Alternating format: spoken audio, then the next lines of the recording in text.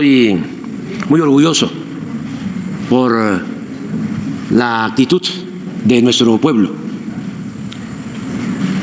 la forma en que los mexicanos nos manifestamos y hacemos valer nuestras libertades y reafirmamos nuestra vocación democrática.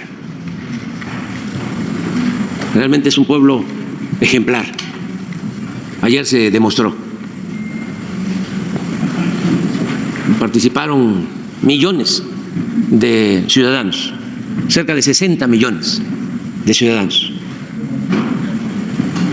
Y de manera libre decidieron sobre el futuro de nuestro país. Me dio muchísimo gusto el comportamiento de la gente. Se reafirma de que el pueblo de México es un pueblo muy consciente, muy politizado, de los pueblos más politizados del mundo, muy inteligente. Repito, un pueblo ejemplar. Por eso me llena de orgullo ser el presidente de México. Y el día de ayer se demostró, también quedó de manifiesto de que el pueblo es agradecido, porque durante siglos los conservadores quisieron sembrar la idea de que el pueblo no agradece. Y no es así. El pueblo es bueno, es noble y sabe muy bien lo que le conviene y lo que no le conviene. Acuérdense de cómo el conservadurismo alentó el dicho de quien se mete a redentor termina crucificado, para alejarnos del pueblo y otras cosas, ¿no? De que el que nace pobre está condenado a morir pobre.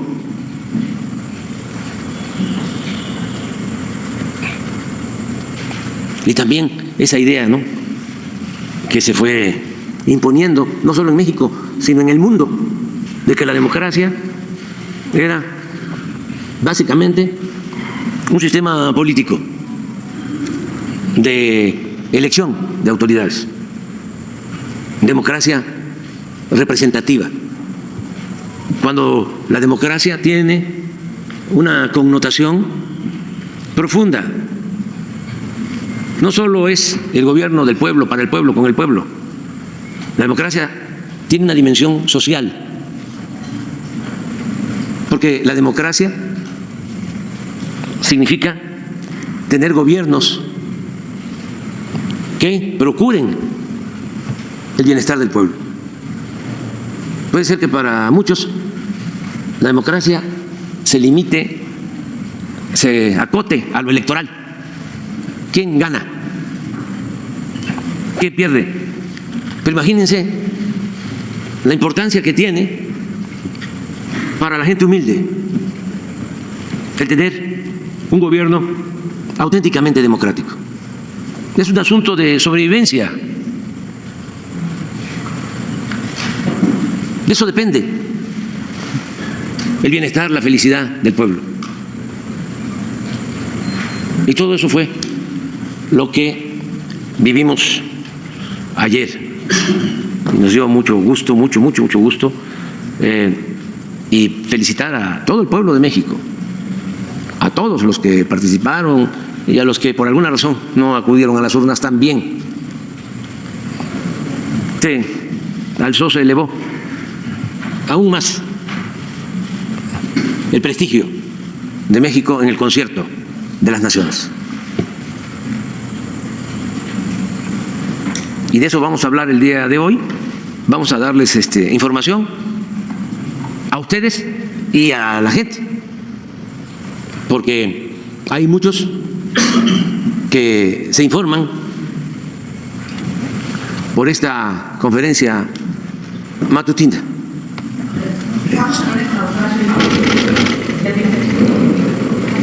Ya hablamos ayer, la felicité, estoy muy contento porque imagínense lo que significa entregar la presidencia a una mujer luego de 200 años de que solo gobernaron México hombres, desde la Primera República Federal, desde el primer presidente de México, Guadalupe Victoria, que fue presidente de 1824 a 1828.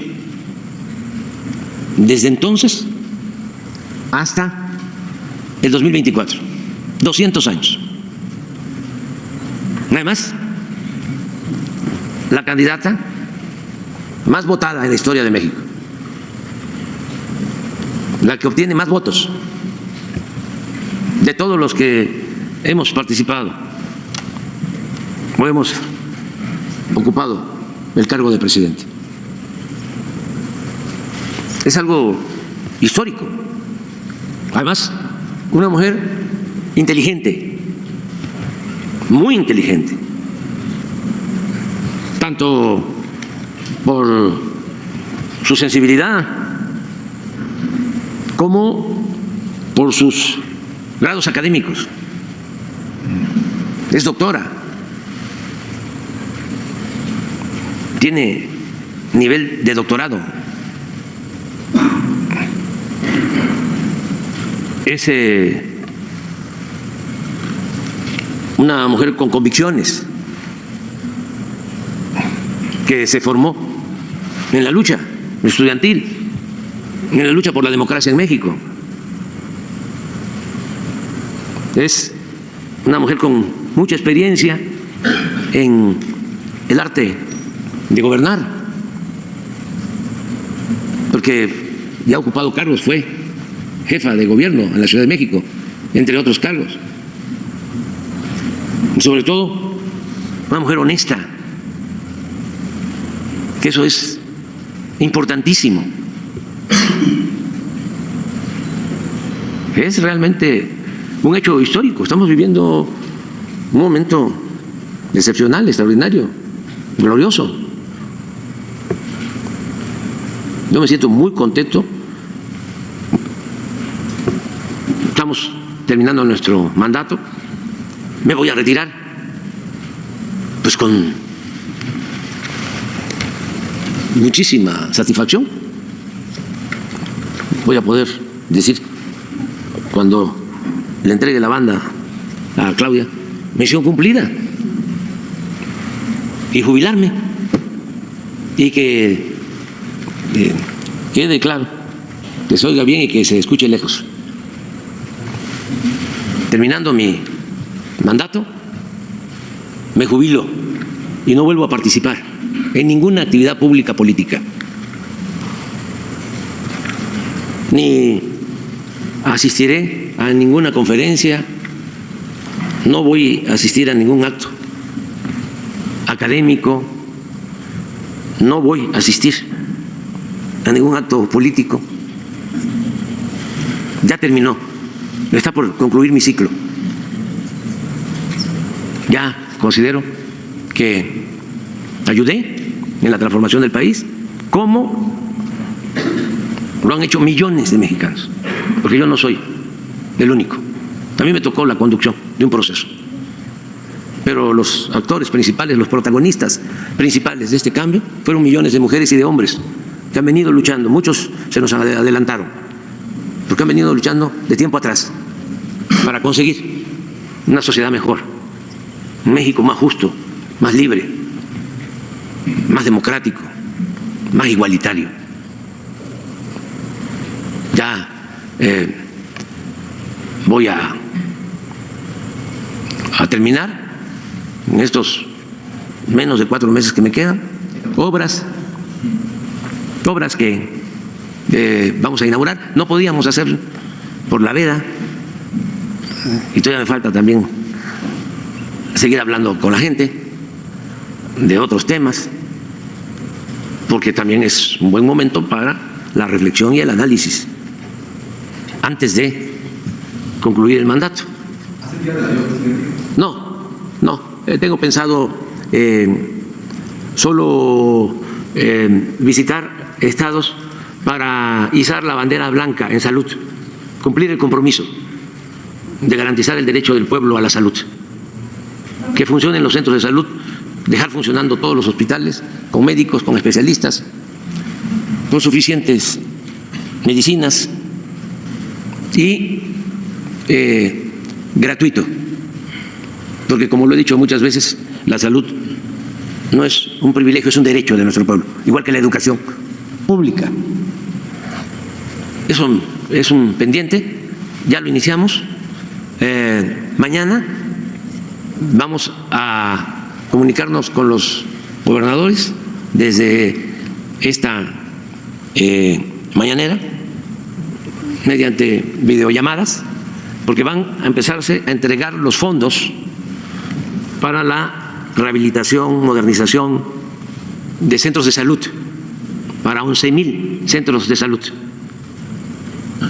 Y en septiembre vamos a hacer ya la entrega del sistema de salud pública, totalmente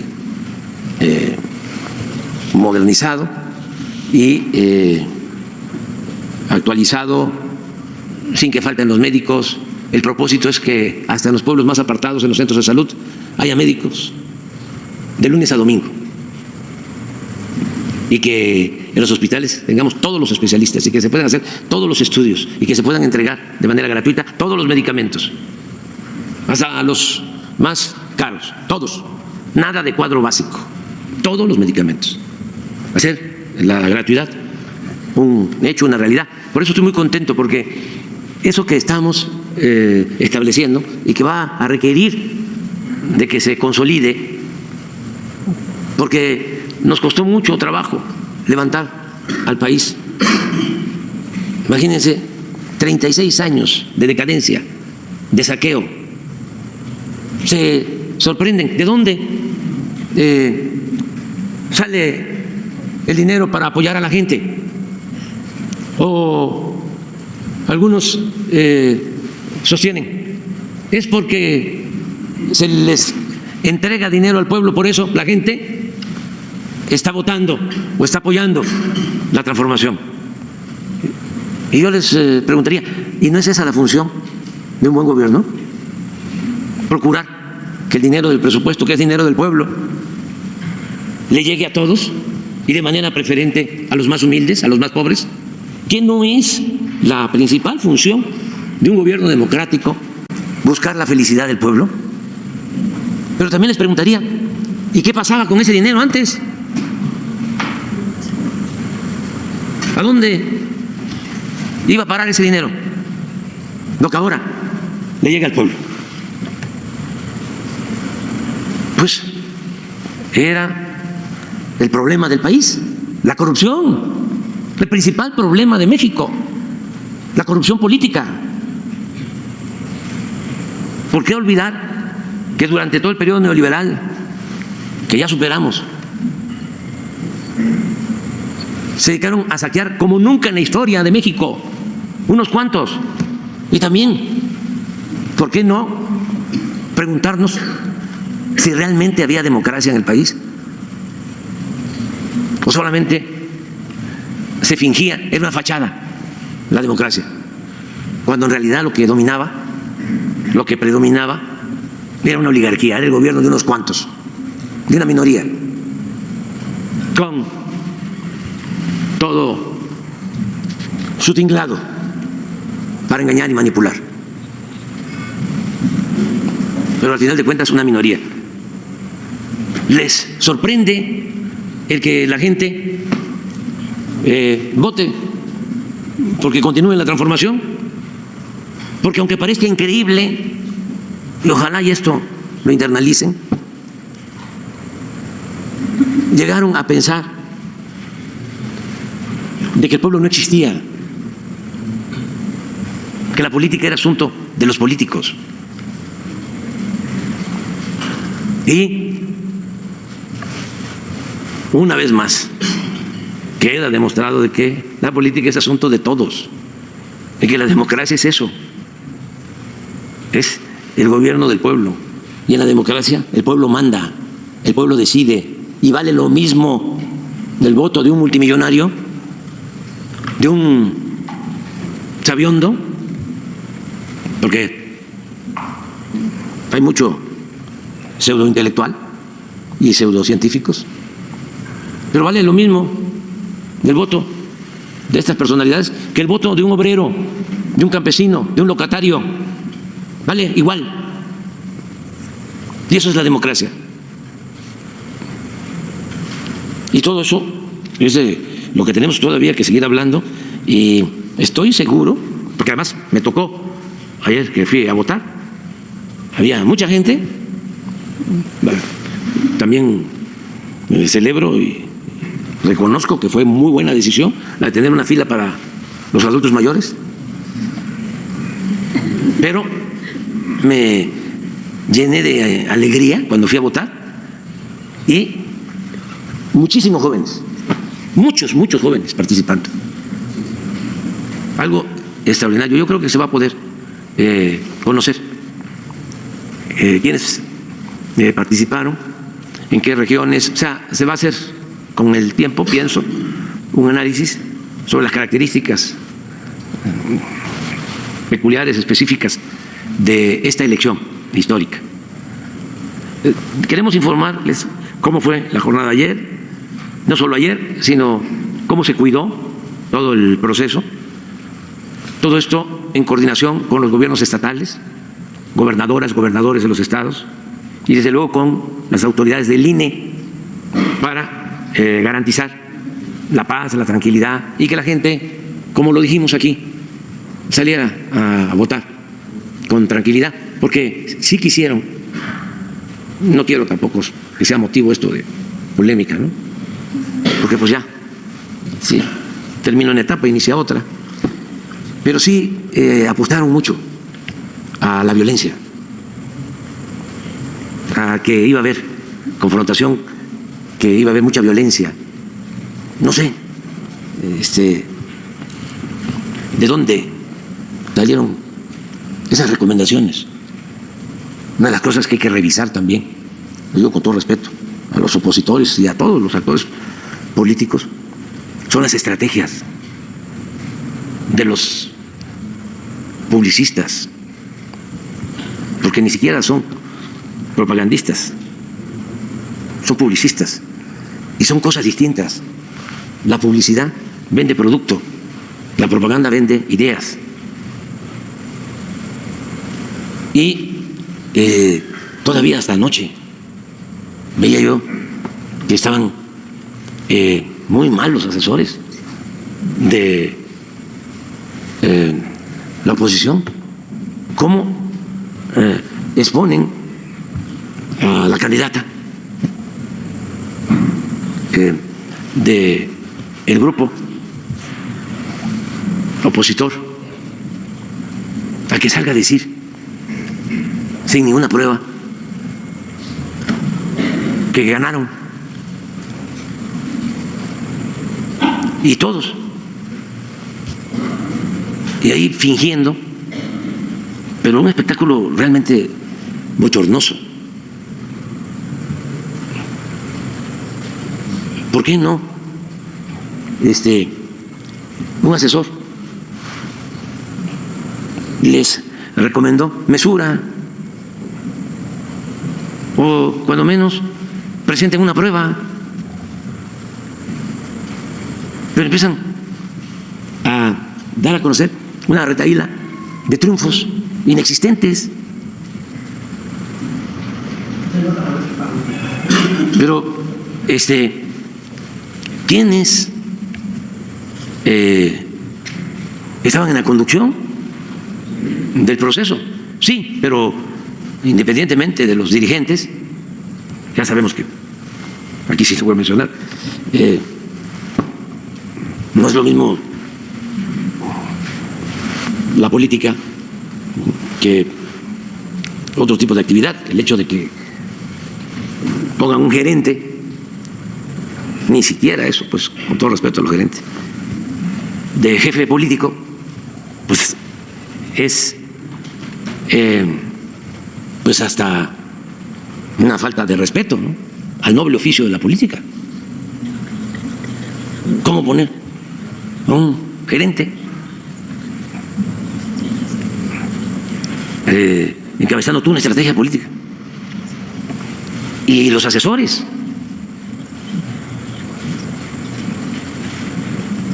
¿Para qué exponer a candidatos, a candidatas?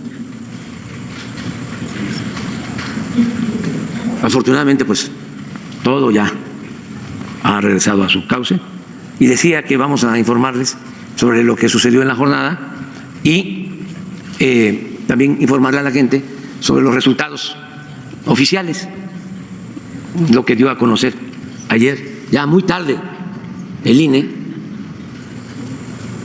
Yo ya, cuando estaba el festejo en el Zócalo, sí me despertaron los cohetes, pero ya llevaba yo algún tiempecito dormido. Nos vamos a ver seguramente en unos días, cualquier día, cuando ella pueda, sí, cuando ella pueda, porque ella está recibiendo pues llamadas, la están felicitando jefes de Estado, presidentes, dirigentes. Yo también creo que hay mucha gente en el mundo contenta, mucha gente muy contenta. Y sí, vamos a encontrarnos aquí, y a lo mejor también es posible que viajemos juntos en algunas regiones, para algunas regiones del país, sobre todo para ponernos de acuerdo en la entrega, recepción.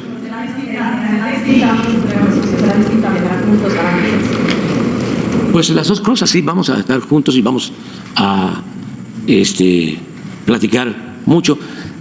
Ella está muy enterada, y además, como lo dije, es muy inteligente, muy inteligente. Sabe bien, por ejemplo, porque estuvo recorriendo todo el país y es una campaña intensa. Visitó muchísimos pueblos, estuvo en las plazas públicas y estuvo recogiendo los sentimientos de la gente y también preguntando, indagando sobre los proyectos, sobre las acciones del gobierno, de modo que está muy informada. También celebro que haya decidido invitar por un tiempo, creo que así lo expresó y así lo aceptó Rogelio Ramírez de la O, el actual secretario de Hacienda, que se quede porque se tiene que presentar el presupuesto del año próximo. Rogelio es un servidor público ejemplar, es un hombre con mucho prestigio en el mundo financiero, que da mucha tranquilidad en lo económico. Entonces va a estar un tiempo. Esto va a permitir facilitar la transición, que no suceda como pasaba antes, que en los cambios se presentaban crisis. Eso no se avisora, no se ve, al contrario, se va a fortalecer aún más la economía de México. Pues muy bien, vamos a escuchar. Ahora vamos a hablar de eso. Vamos a escuchar a la Secretaria de Seguridad Pública y a la Secretaria de Gobernación. Con su permiso, señor presidente, muy buenos días a todas y a todos. Decir que la jornada electoral se desarrolló de manera pacífica. Con su permiso, presidente, informar, como aquí ya se dijo, que el día de ayer se llevó a cabo una jornada electoral ejemplar, una jornada sin incidentes mayores, donde todas y todos los ciudadanos pudieron salir a votar de forma libre y en paz, pero sobre todo que dio certeza a los resultados. El día de ayer, el Instituto Nacional Electoral, con su titular, la presidenta del INE, Guadalupe Tadei, a partir de la información del Comité Técnico, dio a conocer el conteo rápido, donde pudo dar los resultados no solamente de la elección presidencial, sino también del Poder Legislativo. Estamos hablando del proceso electoral más grande de la historia, donde se eligió no nada más la responsabilidad más grande, que es la presidencia de la República, también 9 gubernaturas, 8 y la jefatura de la Ciudad de México, el Senado de la República, la Cámara de Diputados, es decir, el Congreso de la Unión, congresos locales, presidencias municipales y regidurías. Al día de hoy, con estos resultados emitidos por el INE, podemos informar que una participación del 60.2% de los ciudadanos. Es decir, estamos hablando de 59.307.000 ciudadanas y ciudadanos de un total de 98.517.000. Vienen. No hay. Melita. Vamos a empezar ahí. Va a alcanzar. Buenos días, Liliana Piña de tiempo.com.mx y puentelibre.mx. Presidente, ya comentó que en los próximos días se estará reuniendo con Claudia Sheinbaum. Preguntarle cuáles serán las tareas o proyectos que se van a dejar pendientes y si esto se va a comentar en sus reuniones y si ya tiene un listado de dichos pendientes. Sí, afortunadamente van a ser muy pocas las obras que van a quedar en proceso. En ese tiempo nos vamos a dedicar a concluir todas las obras. Por ejemplo, en materia de salud, vamos a inaugurar en estos últimos meses un poco más, alrededor de 20 hospitales muy grandes, del IMSS Bienestar, del IMSS Ordinario y del ISSSTE, como 20. Porque es fundamental en lo que corresponde a la atención médica de segundo nivel. Les hablaba de 11.000 centros de salud, que es un primer nivel de atención, pero se requieren los hospitales. Hemos terminado muchos que recibimos inconclusos y todavía vamos a concluir otros. Ahí prácticamente no van a quedar obras en proceso, en salud. En materia educativa, los 4 programas principales están prácticamente atendidos. Uno es el apoyo y sobre todo el respeto a las maestras y a los maestros. Estoy terminando el gobierno y agradezco mucho a las maestras, a los maestros, porque han sido muy solidarios. Muy distinto a lo que pasaba en otros sexenios, sobre todo lo que sucedió cuando querían imponer la mal llamada reforma educativa, que llegaron a reprimir a maestros, tuvieron hasta asesinatos. Eso no, eso afortunadamente no ha sucedido y no va a suceder.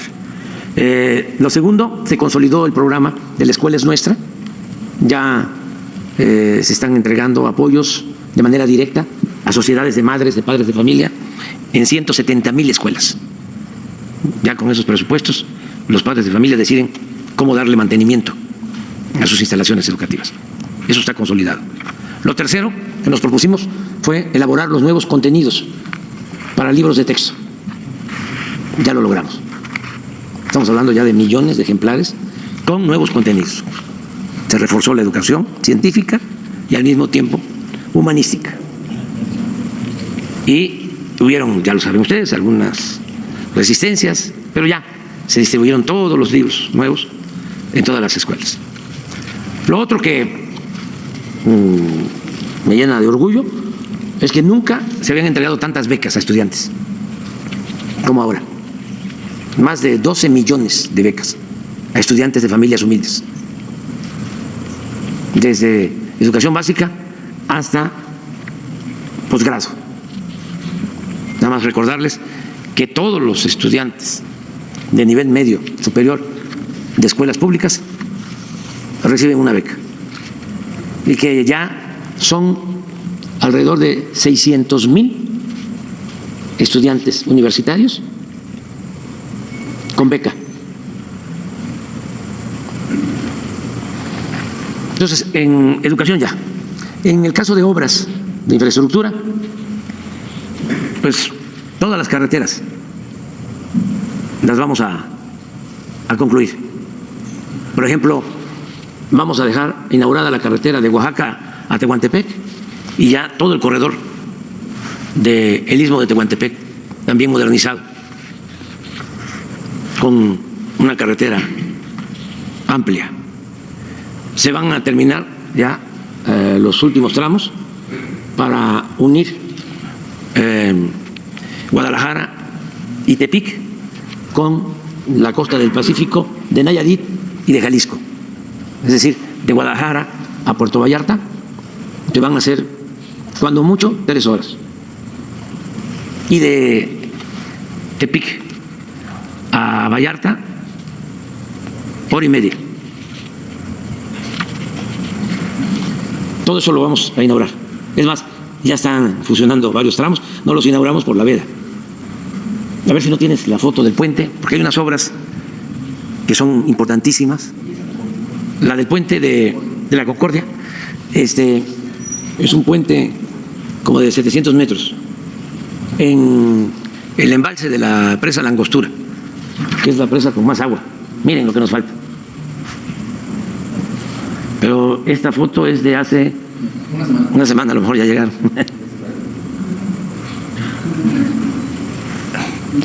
Entonces, este camino va a ayudar a comunicar a todos los pueblos de la Sierra de Chiapas, limítrofes con Guatemala, con Tuxtla, que ahora tienen que hacer 5 horas, ya sea por Comitán o por la costa, y aquí se van a hacer 2 horas y media. Y son 2 puentes así como es. Estos, yo calculo que en 1 mes, 2 meses, lo estamos inaugurando. Estamos terminando todos los caminos artesanales de Oaxaca y los caminos artesanales de la montaña de Guerrero. Todo eso va a quedar concluido. Ya está funcionando, como saben, el aeropuerto Felipe Ángeles. Ya es el aeropuerto con más movimiento de carga en el país. ¿Se acuerdan lo que decía? Que ahí espantaban, que no se paraban ni las moscas. Pues hay mucho movimiento en el aeropuerto. Ya es autosuficiente en sus costos de operación, que desde luego no estamos hablando de la inversión. Ese es un activo, esa es una obra de la nación pública, porque un distintivo del gobierno que represento es que apostamos a la inversión pública, no a dar concesiones ni a entregar servicios públicos a particulares, porque esa era la tónica. Eso era lo que se hacía anteriormente. Se hacía una autopista, pero había que pagar. Todo era de paga. Y el presupuesto se utilizaba en otras cosas.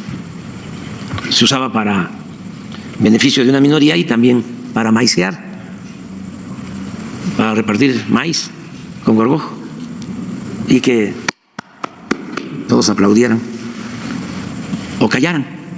No todos, ¿eh? Ustedes son excepcionales, pero sí los más famosos. Todavía anoche los estaba yo escuchando. Hoy había uno que decía, un intelectual, repitió, creo que como 5 veces hacen, ahí se los dejo de tarea, lo de que cuánto de los votos de ayer tenían que ver con la panza. Fíjense esa expresión tan refinada, con la panza, ¿no? Pues sí tiene que ver con la panza, porque es garantizar el trabajo, garantizar el salario justo, ¿sí? Garantizar la comida al pueblo. Pero bueno, esos se servían con la cuchara grande, ¿sí? Y los medios convencionales, que yo creo que van a tener que hacer una autocrítica. Es el tiempo, porque se demostró que la guerra sucia no funciona cuando un pueblo ha tomado conciencia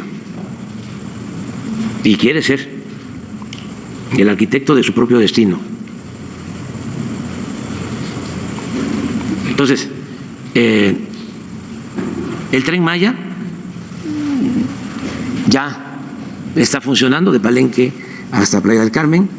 Ya se resolvió un problema que se nos presentó en el tramo de Playa del Carmen a Tulum, de un puente, porque estamos cuidando no afectar ríos subterráneos, cenotes, no destruir el medio ambiente. Es la obra con más pasos de fauna que se haya hecho en la historia de México. Es más, todos los pasos de fauna que se han hecho en México no igualan el número de pasos de fauna que se construyeron en los 1.554 kilómetros del Tren Maya.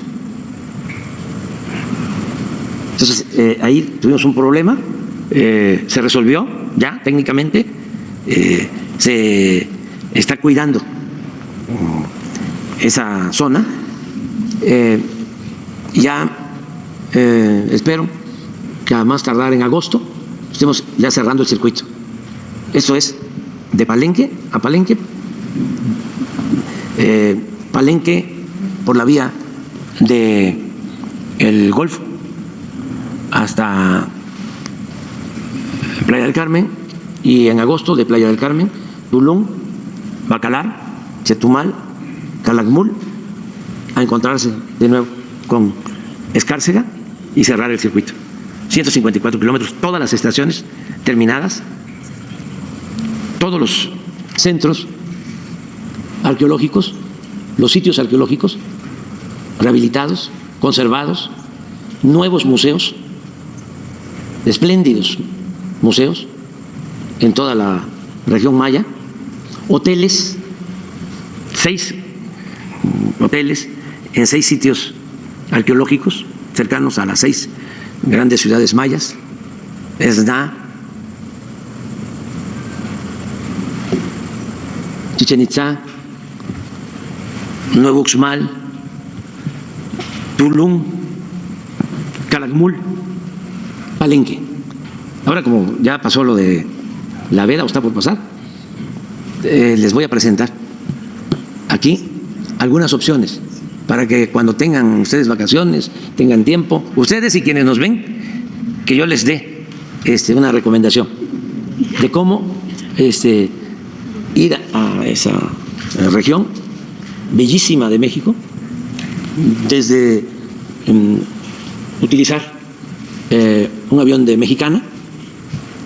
En unos días más les vamos a dar una muy buena noticia, ahora que ya pasaron las elecciones, una muy buena noticia sobre Mexicana. Cómo llegar a Palenque, cómo hospedarse en este hotel, cómo estar en Palenque, cómo ir de Palenque a Agua Azul, a la cascada de Misoljá, a otros ríos, a otras cascadas, cómo ir de Palenque a Bonampak, cómo navegar por el Alto Usumacinta para llegar a la zona arqueológica de Yaxchilán, cómo regresar a Palenque y luego subirse al Tren Maya, ¿sí?, y pasar por Boca del Cerro y pasar por Tenosique. Y si se quieren quedar en Tenosique, ya les explicaría qué tiene Tenosique, aparte del queso, tiene, ¿cómo se le llama a una comida que nos gusta a todos los mexicanos? Que le llamamos de distintas maneras. Le llamamos pancita en algún lugar, y en otro lugar menudo, mondongo. Bueno, sí, hay un mondongo para que les dé hambre, se llama La Tacita de Oro, el puesto donde venden ese mondongo en Tenosique, en el mercado de Tenosique. Y tantas cosas. Ahí están las cascadas de Reforma, también la zona arqueológica.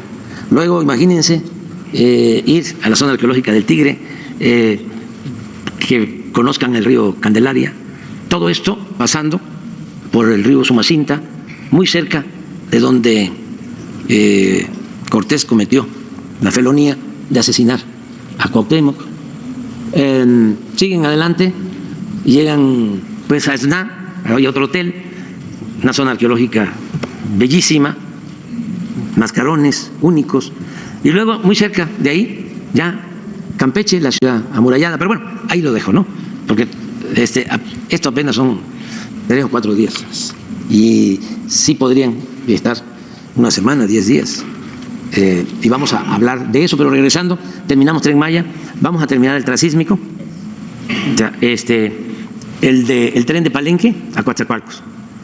De modo que se puede viajar de Coatzacoalcos a Palenque, de Palenque a Cancún, se va a poder viajar y eso va a quedar funcionando. Y de Coatzacoalcos ya está funcionando el tren a Salina Cruz y estamos construyendo, ahí es donde estamos viendo, va a depender mucho de la temporada de lluvia, pero sí vamos a avanzar mucho de Ixtepec a Ciudad Hidalgo, cuando menos hasta Arriaga va a quedar terminada la vía de pasajero y ya muy avanzado hasta los límites con Guatemala. En cuanto a agua, vamos a dejar terminado todos los distritos de riego. Nada más les voy a dar un dato. En 6 sexenios, 36 años, construyeron 20,000 hectáreas para riego. Nosotros vamos a dejar 100,000 hectáreas de riego. Eso no se sabe. Y vamos a terminar todos los acueductos. Significa esto llevar muchísima agua bueno, se resolvió el problema del agua en Monterrey. Lo resolvimos en un año, desde luego con la colaboración, trabajando conjuntamente con el gobierno del Estado. Pero en un año hicimos un acueducto, el Cuchillo 2, poco más de 80 kilómetros.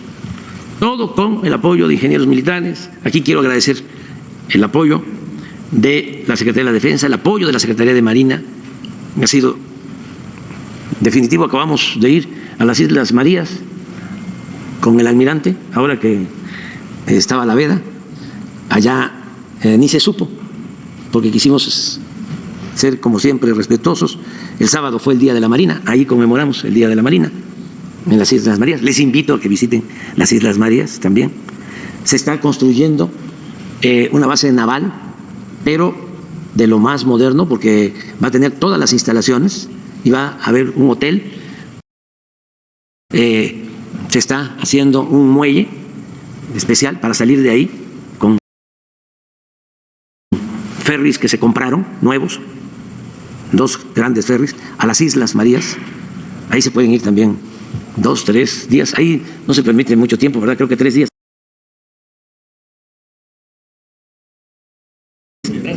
Sí, pero con eso.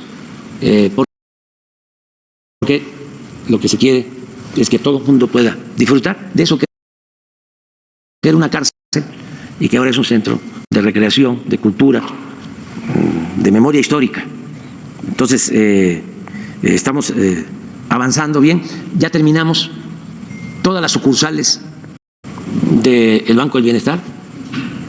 Es el banco con más sucursales en México. El segundo lugar tiene 1,000 sucursales menos que el Banco del Bienestar. Y están funcionando todos los programas de bienestar, todos, completamente. ¿Qué podría quedarnos pendiente? Pues algunas obras que tienen que ver con el mejoramiento de las aduanas, algunas, por ejemplo, el desvío de Nogales, para que no pase el tren y parta la ciudad, como ha sucedido durante más de un siglo. Se está haciendo un libramiento, se va a dejar muy avanzado, ojalá y lo podamos terminar, pero si no, eso lo va a concluir el próximo gobierno, no le va a llevar mucho tiempo. Sí vamos a dejar inaugurada la oficina de aduanas, que va a estar en Nuevo Laredo, o sea, la oficina nacional, y es una gran instalación. Ahí va a estar la oficina de aduanas y otras cosas, y eso, pues, decía yo, lo conoce bastante bien la próxima presidenta de México. Sí, caso de Ayotzinapa. Hoy voy a recibir a los padres. Estaba yo esperando que pasaran las elecciones, porque ya ven cómo se mezclaban las cosas y es un asunto, pues, muy serio, que debe de verse con mucha responsabilidad. Es un asunto de justicia. Y hoy vamos a informarles a los padres. Y yo espero que antes de irme se tengan buenos resultados. En otro tema, presidente, al parecer tendrá mayoría calificada en el Congreso de la Unión. Preguntarle si usted va a ejecutar el Plan C con las reformas de la Corte, INE e INAI, y también qué llamado le haría a la próxima Corte. Gracias. Bueno, es parte de lo que vamos a platicar con la futura o virtual presidenta electa y luego presidenta constitucional, porque pues creo que la nueva legislatura inicia el 1 de septiembre y yo termino a finales de septiembre, es un mes. Entonces, pues nos tenemos que poner de acuerdo para ver esas iniciativas con Claudia y otras cosas que tenemos que ver de manera conjunta. No quiero yo imponer nada. Y me siento muy satisfecho también, entre otras cosas. Bueno, imagínense, si no estoy contento, si estamos terminando nuestro mandato y logramos reducir la pobreza. Eso es lo primero. Luego, logramos decir basta y estamos desterrando la corrupción, que es el principal problema de México. Entre los cambios importantes. ¿Cómo no voy a estar contento, satisfecho, si se están viendo los resultados de lo que fue la revolución de las conciencias? Iniciamos millones de mexicanos desde hace muchos años. Y otra cosa de la que me siento muy orgulloso, el poder demostrar que no hay que tener mucho apego ni al dinero ni al poder. Entonces, no aspiro a ser líder moral, ni jefe máximo, ni caudillo, ni mucho menos cacique. Yo me voy a Palenque entregando la banda presidencial y me despido, me retiro, me jubilo y aprovecho para decirles que amor con amor se paga y que no hace falta estarnos viendo para seguirnos queriendo. No hace falta. Pero que me entiendan, yo ya concluí, terminé un ciclo. Y quien va a hacerse cargo de la conducción del país va a ser nuestra compañera Claudia Sheinbaum, a quien respeto mucho, también por eso me voy contento, porque imagínense lo que es entregar este gran país con este gran pueblo a una persona que no tenga principios, que no tenga ideales, que no tenga autoridad moral, que no sea honesta. Entonces, me iría yo con alguna preocupación. No. Voy a tener mi tiempo ocupado en cuidarme de mis enfermedades, de platicar con los árboles, desde luego que convivir con los pájaros, con las guacamayas y escribir, pero nada para publicar pronto. Ya mi último libro político fue el de Gracias. Ya ni siquiera hace falta una postdata, porque lo que planteo ahí es lo que ha venido sucediendo. Voy a escribir sobre un tema que me va a llevar mucho tiempo, porque es una investigación y hay pocas fuentes de información, fuentes documentales. Quiero escribir sobre los valores que heredamos de las sociedades, de las culturas prehispánicas de México, porque estoy convencido que por eso es excepcional y muy fuerte nuestro país. La grandeza de México viene del México profundo, viene de la época prehispánica. Y quiero conocer más sobre cómo era la sociedad, cómo era la vida comunitaria, cómo vivían los pueblos, cómo era el gobierno qué conocimientos llegaron a dominar en la astronomía, en la arquitectura, en la hidráulica, en la arquitectura, ya dije, sobre todo en todo lo relacionado con el arte, porque somos herederos de grandes civilizaciones. Y eso es lo que nos ha protegido. Y fíjense lo que son las cosas, la paradoja, la contradicción. Siempre ¿sí? se ha querido ocultar esa civilización, someter ese pasado glorioso de México. Y lo que quiero es conocer más sobre ese pasado prehispánico para exaltar esos valores, porque eso es lo que nos hacen a los mexicanos excepcionales, lo que se llama idiosincrasia. Y eso es lo que nos ha salvado siempre frente a todas las calamidades que hemos enfrentado. Y a eso me voy a dedicar. Y esa investigación, pues como nada más hay códices y son muy pocas las traducciones de los glifos y los documentos de los invasores, la llegada de los frailes y los relatos. Tengo la ventaja de que viví en comunidades indígenas y precisamente como toda esa cultura se va transmitiendo de generación en generación, pues sé muy bien cómo era el trabajo de la tierra, sé cómo era la tenencia de la tierra, sé cómo era la ayuda mutua, el tequio, la mano, sé sobre la fraternidad de los pueblos, sé sobre la ausencia de avaricia. No había avaricia, no había robo. Sí, sí, por ejemplo, cosechaban su maíz y no tenían que guardarlo en su casa, podían dejarlo en el campo, en las trojes, y nadie tocaba el maíz, nadie se robaba las mazorcas de maíz. Es más, no había conocimiento del robo. Fíjense que los pueblos que más han avanzado en Europa en cuanto al bienestar, pues son pueblos que se han caracterizado por la honestidad. Caso de los países nórdicos, Dinamarca, Suecia y otros países. Pero, por ejemplo, en Dinamarca es muy difícil que sepan de la corrupción. Cuando uno habla con un danés sobre la corrupción en México,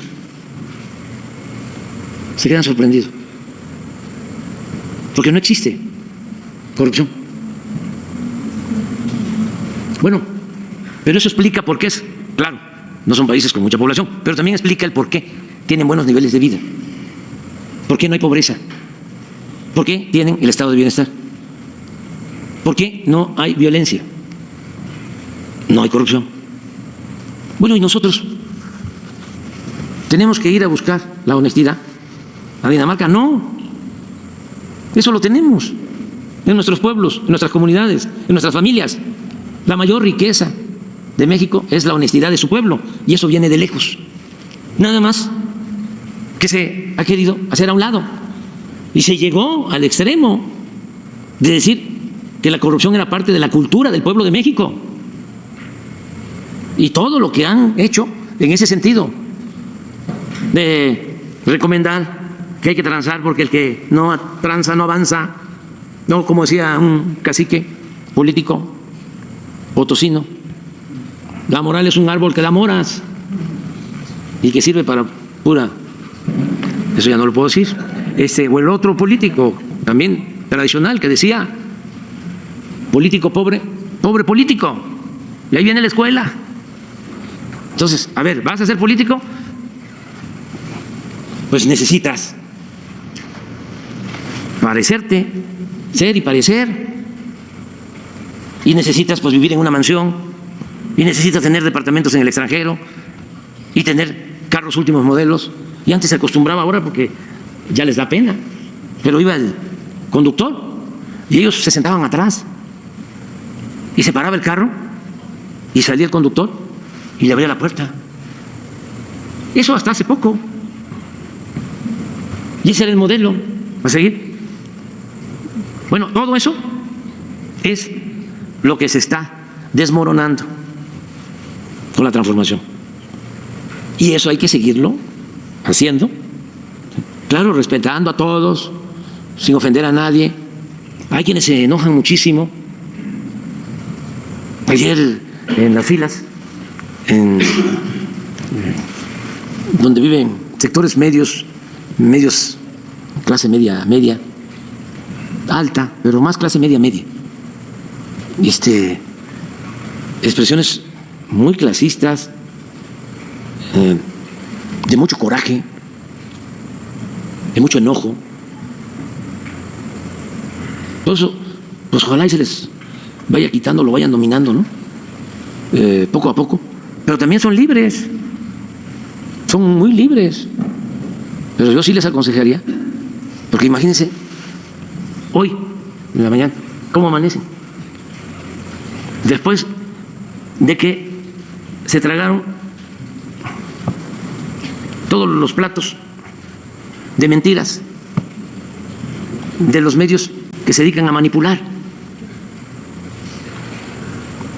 ¿Y ahora qué? ¿Qué van a hacer? ¿Echarle la culpa al pueblo? ¿No?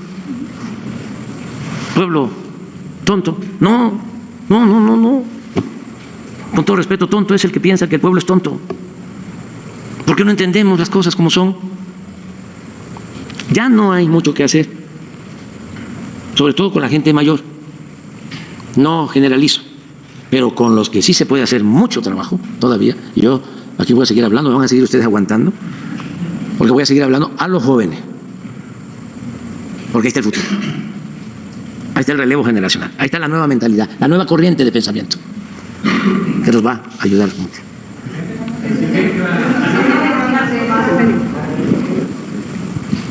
Gracias, presidente. Buenos días a todas y a todos. Diego Elías Ayer, Sistema Informativo de Tabasco, Diario Presente. Señor presidente, retomando el escenario que ocurrió ayer en México, quiero poner de paralelo que también hubo elecciones en India, en el cual el representante de ese país se religió.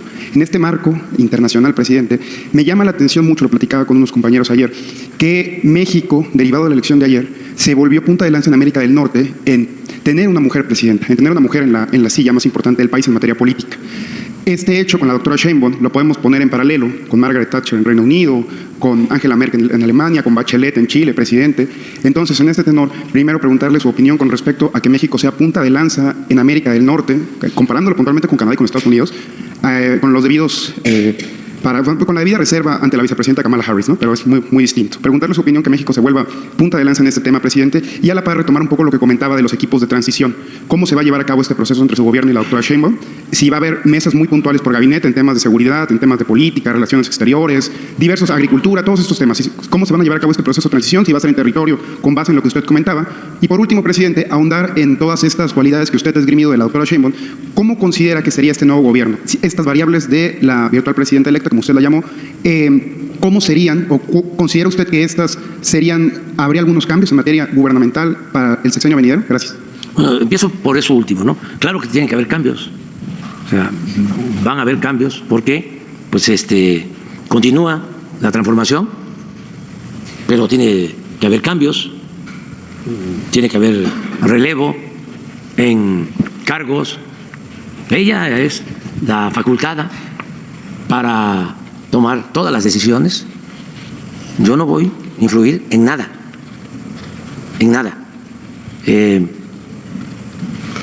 ella va a elegir a su equipo. No me preguntó ni yo le sugerí lo de Rogelio. Fue una decisión que ella tomó y ella habló con Rogelio y entiendo que Rogelio aceptó y es por un periodo, según entiendo. Y yo lo escuché, que lo dijo en una reunión con empresarios. Y luego Rogelio, que es también muy discreto y al que le tengo mucha confianza, porque es un gran servidor público, un buen servidor público, extraordinario economista, serio, con mucho prestigio. No, es un charlatán neoliberal, como los que habían antes y todavía andan por ahí. No. Él es una gente muy profesional. Entonces, pero hasta ahí, ella va a decidir. Ahora, desde luego que van a quedar, ¿sí?, cuadros, servidores públicos con mucha experiencia. Cuando llegamos, pues era empezar de cero. Imagínense cómo estaba Hacienda, cómo estaba Comunicaciones, Salud, Educación, etcétera, etcétera, etcétera, etcétera. Y a ver, vamos a comenzar a cambiar. Y cuesta trabajo, porque no fue poco tiempo el predominio del modelo neoliberal, fueron 36 años. Y eso caló profundo. El porfiriato, lo repito, fueron 34 años. El neoporfirismo fueron 36 años. Por eso cuesta trabajo arrancarlo de raíz. Porque eso es lo que hay que hacer, arrancar de raíz el régimen de corrupción, de injusticias, de privilegios. Que el gobierno no sea un instrumento al servicio de una minoría rapaz. Que el gobierno no sea un comité al servicio de unos cuantos. Que el gobierno represente a todos. Una de las cosas que me ha gustado muchísimo, entre otras, en los discursos de Claudia, es que habla de la separación del poder económico y del poder político. Eso es sabio. Esa es una recomendación de una gente del pueblo, de un migrante. Lo he contado ya varias veces, que en San Quintín, después de un acto en campaña, me buscó en la multitud un maestro migrante de Puebla que vive allá en San Quintín y me dijo: vamos a ganar.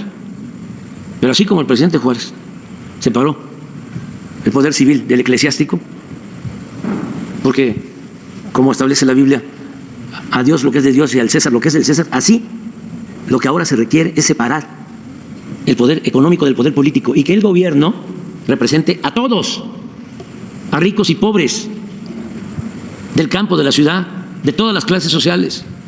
Que el gobierno no esté al servicio de un grupo, como era, porque se sentían dueños de México y tenían secuestrado, controlado el poder legislativo, desde luego el judicial y el ejecutivo. Ellos mandaban en todo. Entonces, qué bueno que va a continuar esa separación, y es por el bien de todos, de los empresarios, de las clases medias. Eso es lo que nos conviene a todos los mexicanos. Y sobre la reelección, pues cada quien tiene sus puntos de vista y además son circunstancias, ¿no? Lo de la India, del primer ministro Modi, tiene una explicación. Él está haciendo un buen gobierno, tiene el apoyo de su pueblo. No es fácil gobernar un país de 1.400 millones de habitantes. Y si él tiene el respaldo de la mayoría, pues es el pueblo el que decide. Si legalmente está permitido la reelección, puede hacerlo, como ya se llevó a cabo. Y así en otros casos. Lo mío es distinto porque no es legal, no se apega a mis principios, soy maderista, creo en el sufragio efectivo y en la no reelección. Y además, ya hablé de las ventajas. Imagínense que alguien, no igual, porque la lealtad, ¿sí?, que vale es la lealtad al proyecto, la identificación con el proyecto. Esa es la verdadera lealtad. La lealtad en lo personal, en política, suele ser un mito. Incluso es hasta abyección. No, la lealtad así en lo personal. Yo soy muy leal. No, La lealtad importante es la lealtad al proyecto, la lealtad al pueblo, la lealtad a las instituciones, la lealtad a la patria. Y si nos identificamos en eso, nos identificamos en todo. En todo. Entonces, yo estoy muy contento porque hay esa identificación con Claudia, que tiene que ver con principios, que tiene que ver con ideales. Y eso me da mucha tranquilidad. ¿Y cuál es la otra pregunta? El tema del equipo de transición, si va a haber mesas muy puntuales, si va a ser en territorio. Sí, cuando derivado. platiquemos nos vamos a poner de acuerdo de cómo vamos a trabajar juntos estos 3 meses y días para llevar a cabo una transición tranquila, sin sobresaltos, ordenada y muy fraterna. Gracias, presidente. Y nada más retomando, yo creo que un tema que todos los compañeros ponderan y que es importante subrayar, lo del plan C. Vemos que hay puntualmente con el esbozo del PREP una mayoría calificada tanto en el Congreso de la Unión como en la Cámara Alta, en la Cámara de Senadores. Usted ha referido mucho, presidente, que en estos 36 años de periodos neoliberales, como usted los llama, se ha reformado muchas veces la Constitución. Hace poco tiempo le comenté que de los 136 artículos en diversos proyectos de reforma hubo poco menos de 500 reformas, que fueron casi 3 veces el número de la Constitución. Presidente, preguntarle, ¿a usted le gustaría, antes de concluir su gobierno, ver reformada la Constitución o por lo menos ver ya encaminado el tema del plan C, presidente? Es un sueño suyo, sería una meta antes de concluir su gobierno, si va a haber plan C antes del 1 de octubre. Gracias. Lo voy a hablar con Claudia, la virtual presidenta electa. Lo voy a hablar porque presentamos iniciativas que están en el Congreso. A ver, ¿cuáles de esas iniciativas podemos impulsar y que se alcancen a aprobar? A lo mejor, como es muy poco, un mes, ¿sí? Inician los procesos y luego ya el Congreso, que es libre, los diputados, los senadores resuelven. Pero lo voy a hablar con ella, en todo caso. Yo sí pienso que se tiene que abordar el tema de la reforma al Poder Judicial, porque no es posible mantener un Poder Judicial que no esté al servicio del pueblo, de la sociedad, que esté al servicio, como es de dominio público, de una minoría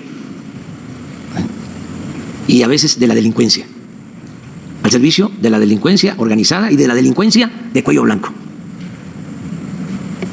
Y tiene que haber un Poder Judicial que represente a los mexicanos, o sea, incorruptible,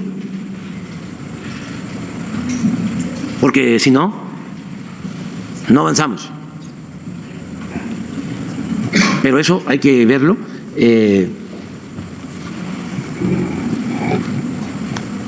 Platicarlo con la virtual presidenta electa, ver qué opinión tienen también los legisladores sobre el caso. Yo he buscado otros mecanismos de reforma al Poder Judicial y la verdad no los veo eficaces. Por ejemplo, no se puede pensar en la desaparición del Poder Judicial, ¿sí?, por una reforma constitucional y crear un nuevo Poder Judicial, algo parecido a lo que hizo Zedillo. No estoy de acuerdo con eso. La otra opción es dejarle a los integrantes del Poder Judicial, que ese era mi propósito inicial, el que ellos impulsaran la reforma. Pero no tuvimos éxito. No entendieron. Siguieron sometidos a los poderes económicos y al poder político.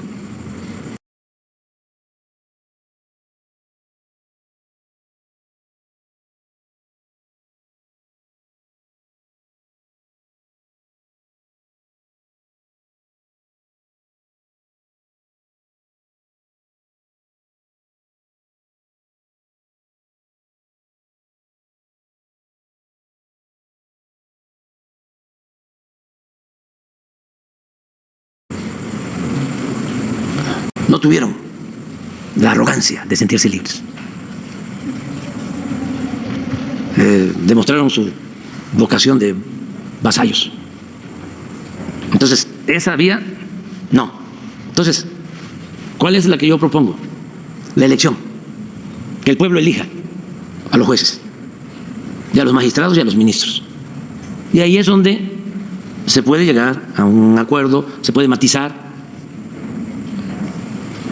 sobre los requisitos, pero que al final sea en elecciones libres, directas,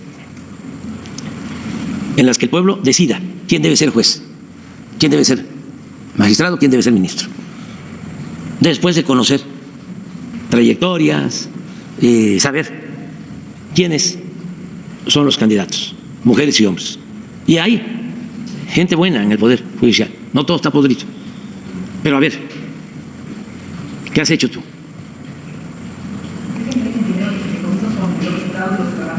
Por ejemplo, eso podría ser,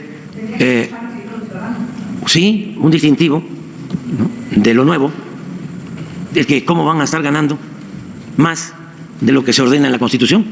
¿Cómo van a estar ellos violando la Constitución?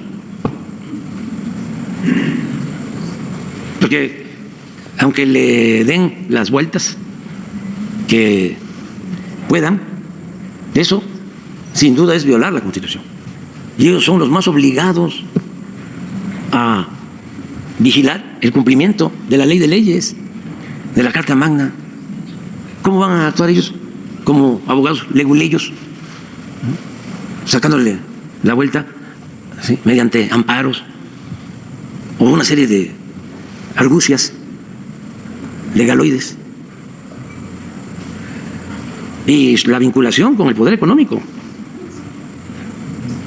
como el ministro que mantuvo ahí guardado casi un año un expediente, y otros ministros que fueron como empleados, amigos entre comillas, de potentados, y todo es puro influyentismo, y no se acuerdan del pueblo. Para el pueblo no hay justicia. Nada más, ¿cuántos presos hay sin sentencia desde hace años? ¿Que no se establece en la Constitución que la justicia tiene que ser pronta y expedita? ¿Que no valía la pena echar a andar un plan solo con ese propósito? Estamos hablando de miles de presos sin sentencia. Y casos como el que estamos viendo, que aquí se planteó, creo que de los Reyes de la Paz, en donde tú lo estás atendiendo, en donde se acusa a alguien de homicidio y resulta de que el fallecido está vivo. Lo están revisando, pero por eso. Pero a lo que voy, esos casos, ¿ustedes creen que esos casos les importen? ¿Que son de gente humilde? ¿De gente del pueblo? No. Pero si llega alguien y les toca la puerta, un potentado, no lo hacen esperar, ¿no? Y té y café y todo. O sea, como en el Porfiriato, que en la antesala de la oficina, un día que les invite el secretario de Hacienda a que conozcan la oficina del Limantur, aquí, porque es la historia. ¿A quiénes recibía Limantur? Recibía a los del comercio informal de aquel entonces, porque sí había, a los de los tianguis, recibía a los pequeños productores, no, eran los abogados de despachos de las grandes empresas transnacionales. Fíjense que parte de los científicos, casi todos, eran abogados o representantes de las compañías extranjeras. Cuando se lleva a cabo el gran derroche de baldíos, cuando Porfirio Díaz declara casi a todo México tierra nacional, porque contratan a empresas deslindadoras. Estaba despoblado el territorio. Entonces las empresas deslindadoras fraccionaban, pero grandes extensiones, hasta 1 millón de hectáreas. Lo que puede tener un estado pequeño ahora. Y en pago a esa empresa deslindadora le correspondía una tercera parte. Y el resto ya se consideraba terreno nacional y se vendía, pero a precios muy bajos. Y coincidía de que eran empresarios vinculados al porfiriato. Bueno, los abogados que hacían eso, los que representaban a las compañías deslindadoras, pues eran a la vez científicos, defensores del régimen porfirista. Entonces, sí deben de haber ahora pues cambios en todo sentido, ya eso no se puede permitir. Pero en fin, yo le voy a ofrecer una disculpa al representante del periódico El Mercurio y al de Telemundo, porque no vamos ya a poder. Ya.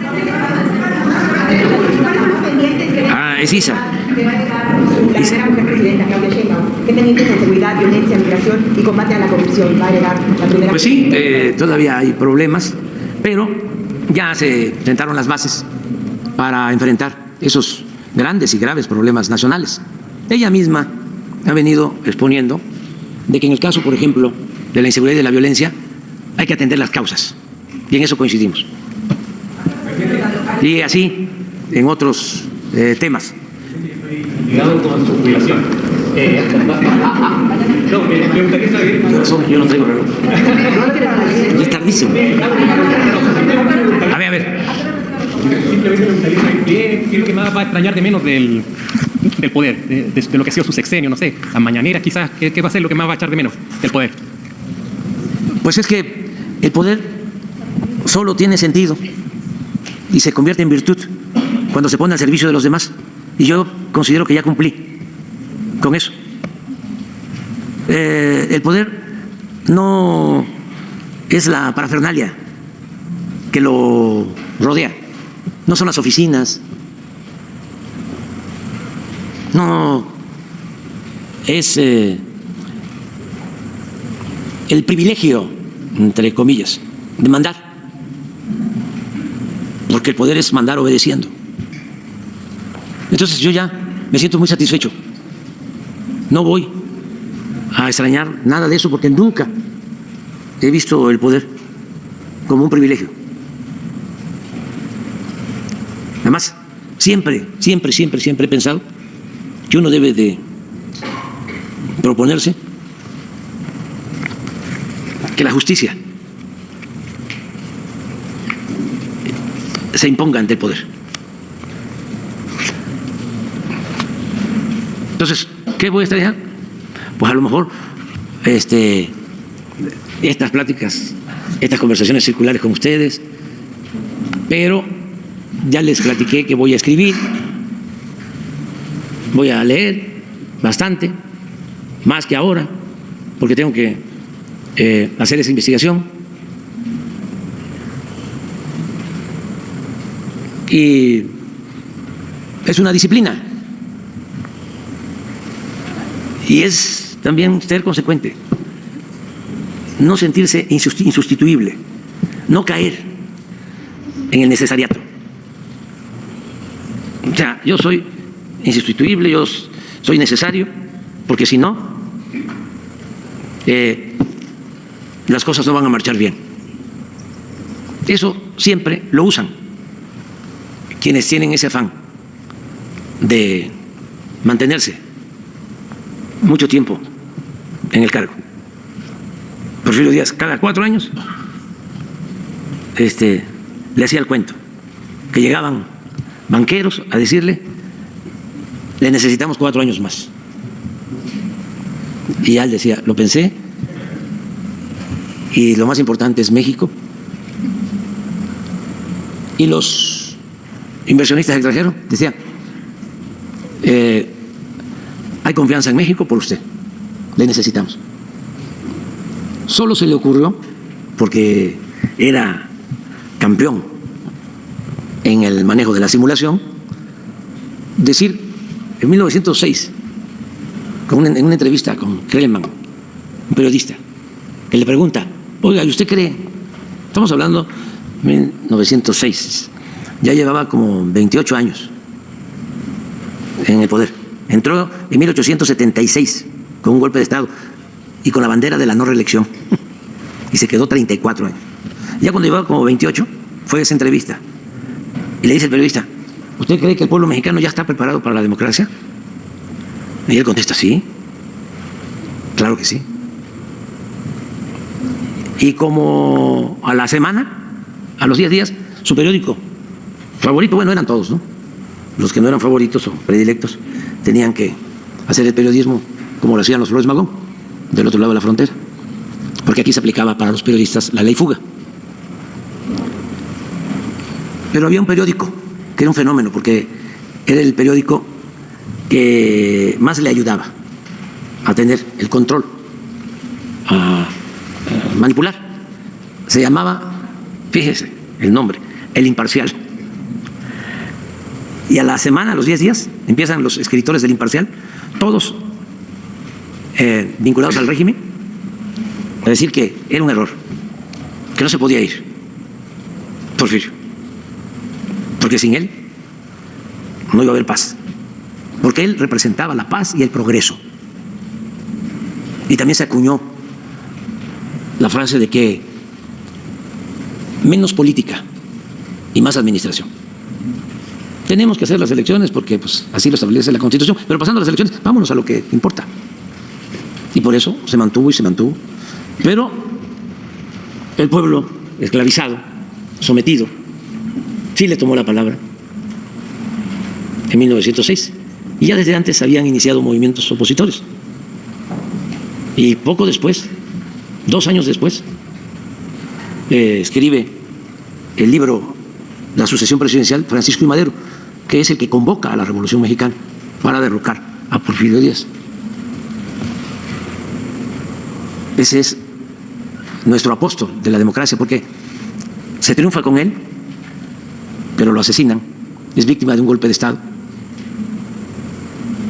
y se queda pendiente su lema de sufragio efectivo, no reelección.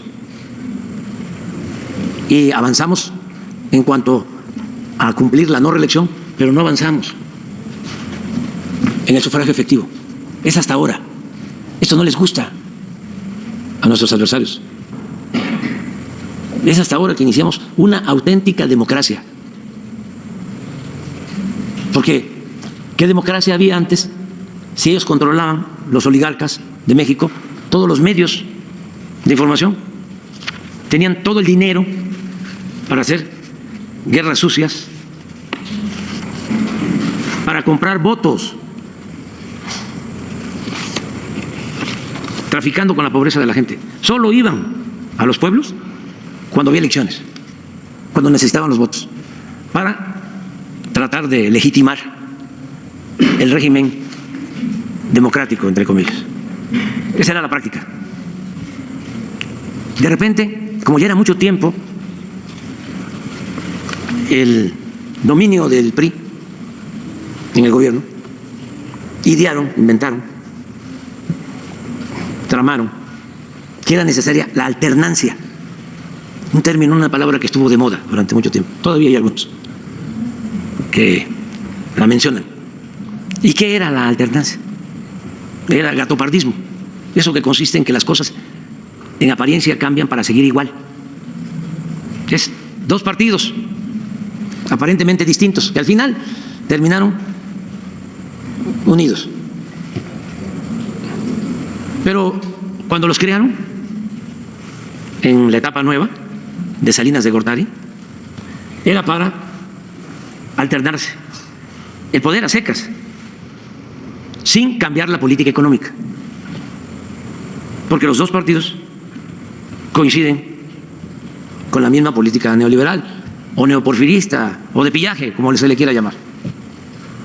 Entonces, hablaron de cambio, engañaron no mucho tiempo, porque la gente se empezó a dar cuenta que era más de lo mismo, hasta que surge, mejor dicho, hasta que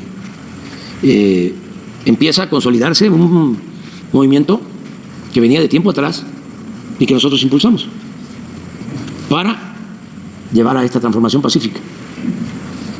Entonces, ¿qué voy a extrañar? Quizá, eso sí, ¿no? El cariño de la gente, que es recíproco, porque así como hay personas que no me quieren,